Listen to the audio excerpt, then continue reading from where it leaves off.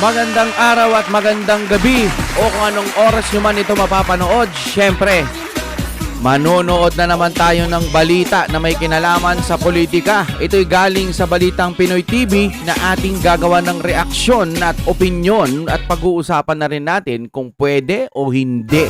Eto na, matindi to. Just in breaking news, Tamba, Baby M. Siya dito, Tolentino, bumuelta. Patungkol po dyan ang ating pag-uusapan at panonoorin. Siyempre si Banat Bay po yung nagsasalita dyan. At galing sa Balitang Pinoy TV, nasa description yan, isubscribe yan. Dahil naghahatid po yan ng balita patungkol po sa ating Pilipinas kung mahal kasama ng Fiber ni Juan. Napakabilis ng internet at ang mura-mura pa. Tawagan nyo na, baka meron na sa inyong lugar. Simulan na natin!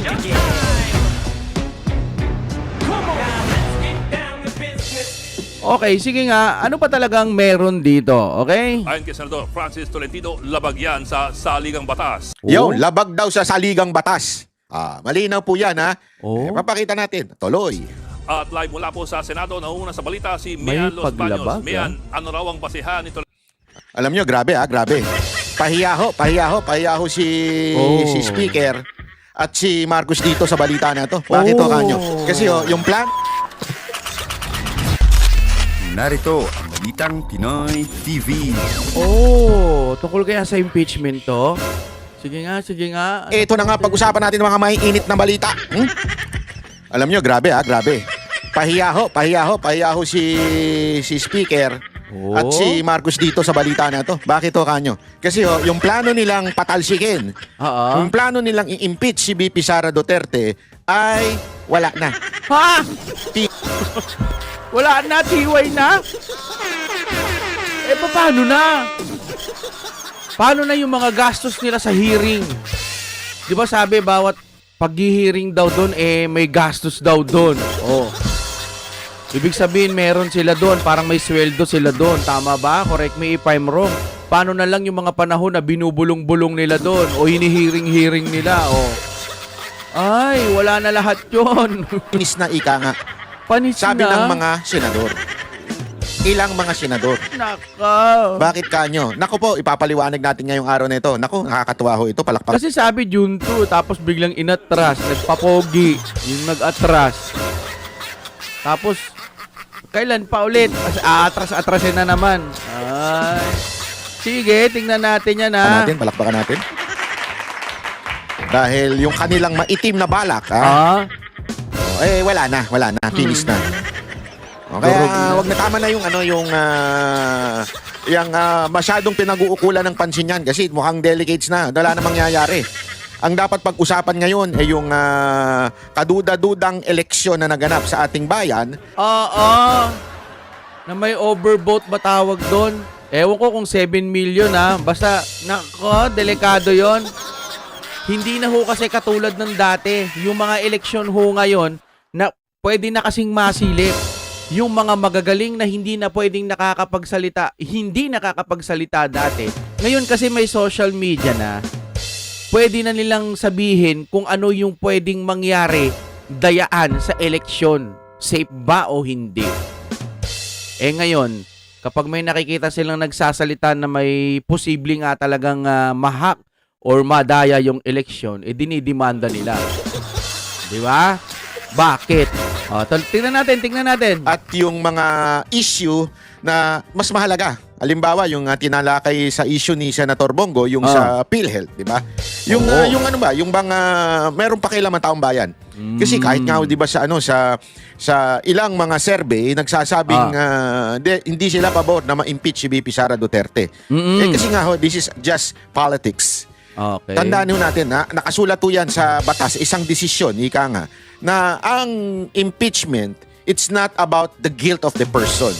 It's the trust of the people for that person to remain in the office.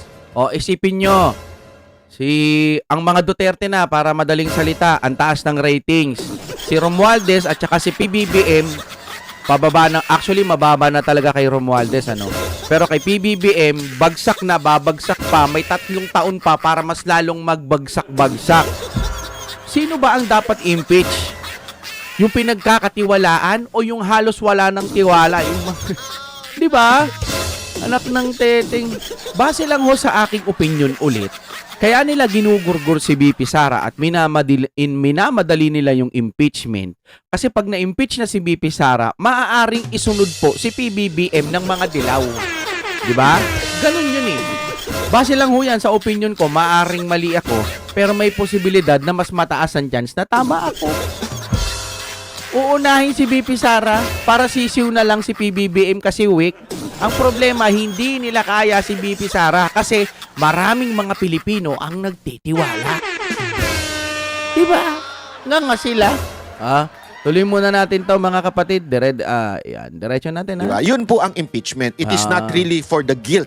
Ibig sabihin, kung nais talaga nila ng guilt, dapat po sa korte ho ito isinampa. Tama. Ano ibig sabihin nun, mga kababayan?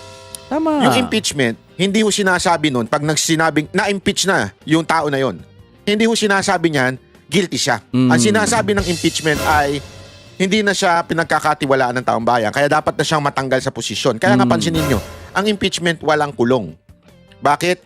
Kasi nga po, kung talagang totoong may nangyari at guilty yung tao, dapat po sa korte. Halimbawa, kung ang akusasyon ay pagnanakaw, dapat po sa korte yan. Kasi doon dinidinig ang mga criminal act, ika nga. Yes. Di ba? Pero bago po mangyari ang mga ganyang klaseng usapan, ulitin lang po natin mga kababayan, baka naman pwede. Diretso na natin dito kasi nakikisuyo lang ang ating Sir Banat Bay na i-like at i-subscribe mga kapatid. Sa akin naman, ang gusto ko lang kahit po isang pindot lang na like, tapos comment, kahit di na kayo mag-subscribe, masaya na ako doon. Ano? Ultimong si speaker, napahiya na. Sa tingin ko, ito yung opinion ko lang. Bakit? Kahit to siya, iba na tono niya. Ay, mamaya, makita natin. Iba na rin ang tono. Ito muna, panoorin po muna natin itong balita about the impeachment at kung ano yung mga sinasabi ng mga senador. Mainit at tinalakay sa muling pagbubukas ng sesyon ng Senado kung dapat bang ituloy sa 20th Congress ang impeachment trial ni VP Sara Duterte. Ayon kay Senador Francis Tolentino, labag yan sa saligang batas. Yo, labag daw sa saligang batas. Malinaw po yan paano na nila itutuloy yan kung labag pala sa saligang batas? Pagdating po sa Senado, alam naman natin mga kupunan lang ni Madam Risa ang mga papayag sa impeachment. Para sa akin lang opinion ko, wala namang kwenta yan sila Risa, mga dilaw-dilaw, wala yan. Tapos na sila, tapos na. Nanalo sila. Ito base lang sa opinion ko kaya sila nanalo, baka nadaya. No? O hindi naman kaya nagkaroon ng magic.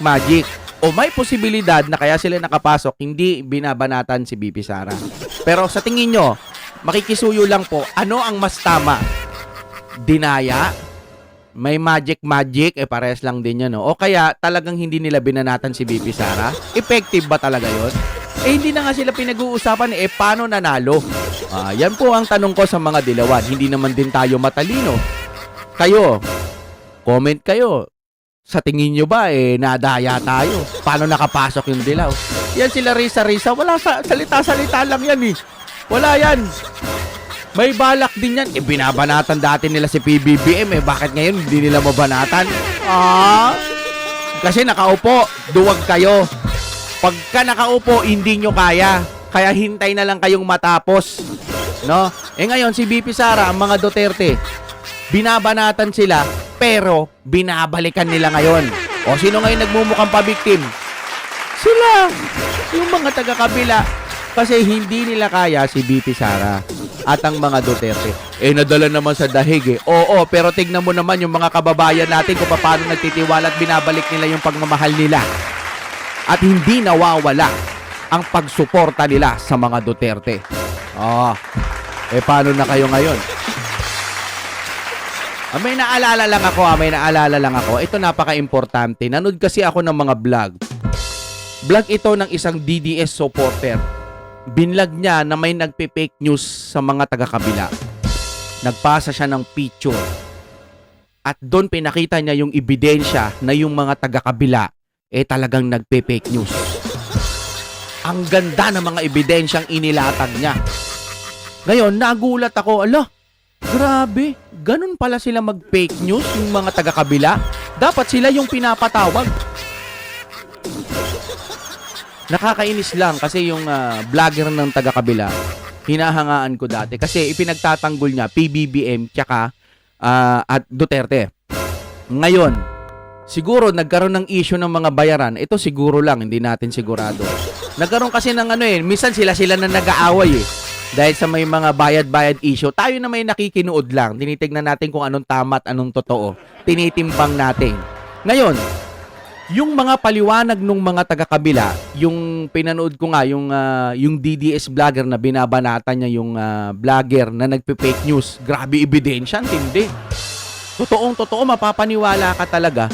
Totoo naman kasi, no, na yung pinakita niyang picture, fake news talaga, no? Ngayon, inisip ko, grabe. Kung noon halos ipagtanggol niya si BP Sara, tsaka PBBM. Ngayon, humiwalay na. Dumikit pa rin sa Marcos. No? Katunayan ba to na kahit nakikita niya ng may mali, doon pa rin siya? Katunayan ba to na bayad sila? Ako'y nagtatanong lang, mga sir, mga ma'am, mas masarap pong mag-vlog ng hindi ka bayad at mula sa puso lamang yung mga pinagsasabi mo. Mas okay yun. Hindi pa kayo makontento sa kung anong isinisweldo ninyo? Ang tataas ng mga subscriber ninyo. Dapat magtrabaho kayo ayon sa puso ninyo, sa gusto ninyo. Pag nabayaran kayo, wala na, nakalak na kayo. Kung susubukan nyo man mag-vlog o bumaliktad, bayad kayo, paano na? Example lang ho ang sinasabi ko. Ituring nyo tong walang katotohanan lahat. Pero, ang sinasabi ko dito, kapag bayad ka, wala ka nang magagawa. Ba't adan? Ba't adan? Wala silang kawala. Mahihirapan silang magtanggol sa Marcos kapag nakikita nilang may mali. Actually sa Romualdez, kahit may nakikita na silang mali, kailangan i-vlog nila to kasi bayad sila. Yan, base lamang ho yan sa opinion ko. Kaya yung mga nilalabas nila, kahit ano na lang, wala na silang makontent kasi nga, wala nang nagagawa yung administrasyon nila. Kesyo ganito, napakaganda, tas ikukumpara sa kabila na ito Duterte kasi gawa ng Duterte to. Putik fake news pala. OMG. Kinakain nyo yan? Ibinabayad sa inyo, ipinapakain nyo sa sarili nyo, ipinapakain nyo sa kamag-anak nyo. OMG. Kaya ako, sabi ko sa inyo, no hate po sa mga kuya natin sa kabila. No hate po tayo dyan. Nagugulat lang ako. Ito yung reaction ko lang din at hindi ko intention na banatan kayo. Hindi ko intention yon. Nagugulat lamang ako. Reaction ko lamang ito na nagpapayag kayong gumawa ng fake news? Papayag kayo? Tapos, dahil bayad, paano si Diyos ko po? Sus Mariose. Isipin nyo, nagbablog na kayo. Sarili nyong opinion, kaya ka nga nagbablog Sarili mo na yan Ayaw mo nang may boss. Si YouTube lang ang boss mo. Tapos, magpapadikta ka pa sa pamamagitan ng pera. Di nakilala ka. Iyak. Ako malinis puso ko. Kahit dumating man sa punto na nandiyan ang Panginoon, hindi naman sa dinadamay ko ang Panginoon. Malinaw po ang konsensya ko. Handa akong lumuhod at humingi ng tawad kung ano man ang kasalanan ko, pero hindi ko po binibili yung sarili ko tong channel. Ano bang pwede maging term nun? Hindi ko binibenta yung sarili ko tong channel na ito i-vlog mo to, siraan mo sa ganito, gumawa ka ng hindi. Kaya kong humarap sa Panginoon na malinis ang konsensya ko. Sila, pwede naman humingi ng tawad pagdating ng panahon. Tuloy muna tayo dito. Mga kapatid, kung may napupulot kayong mga aral dito, pulutin nyo, Pag wala, ilagay nyo lang, Pag naririnig nyo yung mga kasalanan ng mga taga-kabila, iwan nyo lang sa video, tas mag-like kayo. Masaya na ako doon. Papakita natin. Tuloy. At live mula po sa Senado, nauna sa balita si Mian Los Baños. Mian, ano raw ang basihan nito? Ang ganda ng title nila, una sa lahat. Maglagay ako ng title ito, pangalawa sa lahat. Tolentino sa kanyang pahayag.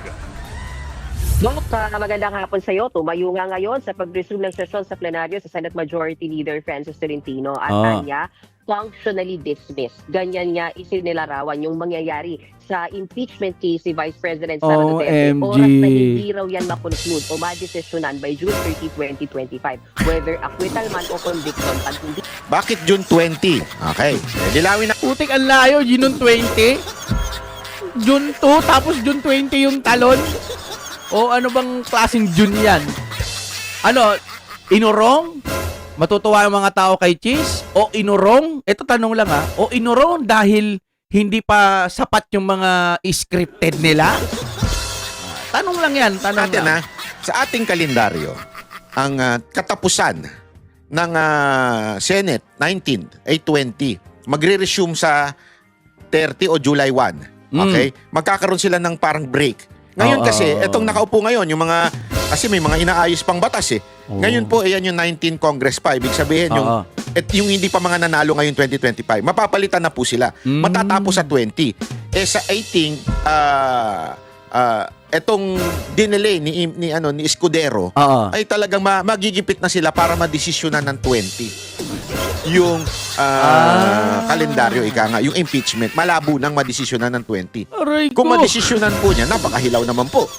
So, mukha talaga pong tagilid. Tagilid na ho itong impeachment. natapos by June 30, 2025, sabi niya, regarded as dismissed na yan. Naniniwala kasi ang senador na hindi pwedeng tumawid yung impeachment trial from 19th Congress to 20th Congress. Wala na raw kasi yung jurisdiction yung susunod na Kongreso. Ang paliwanag niya dyan, nung tumayo siya sa plenaryo is, ang may jurisdiction para talakayin yung impeachment case ni Vice President Duterte ay yung Kongreso na tumanggap ng kanyang articles of impeachment. At yan yung ngayon, which is the 19th Congress. Isinaad din niya na ayon sa rules, oras na mag-adjourn na ang Kongreso, which is next week mangyayari po, pag nag-adjourn ang Kongreso, terminated na rin lahat ng legislative process at legislative matters ng Senado. Bok, pakinggan natin. Narito yung bahagi ng pahayag ni Senator Francis Tolentino.